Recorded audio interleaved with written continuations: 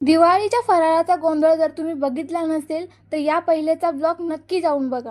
By the way friends, happy Diwali. आणि दिवाळीची सुरुवात माझी अशी रांगोळी काढून झाली आणि त्यानंतर मी मस्त असं चहा पिला और उसके बाद मी गेले आंघोळीला. आंघोळ केल्यानंतर मी देवपूजा केली बिकॉज आज घरात कोणीही नव्हतं, म्हणून हे सगळे कामं मीच करत होते आणि याचं कारण मी तुम्हाला कॅप्शनमध्ये नक्की सांगते. आणि साबुदाणा मला खूप जास्त आवडतो म्हणून मग मी नाश्त्यामध्ये पण तोच बनवला. त्यानंतर मला मामाच्या घरी जायचं होतं म्हणून मी पटकन असं आवरलं आणि त्यानंतर मामासोबत त्यांच्या घरी जाण्यासाठी निघाले.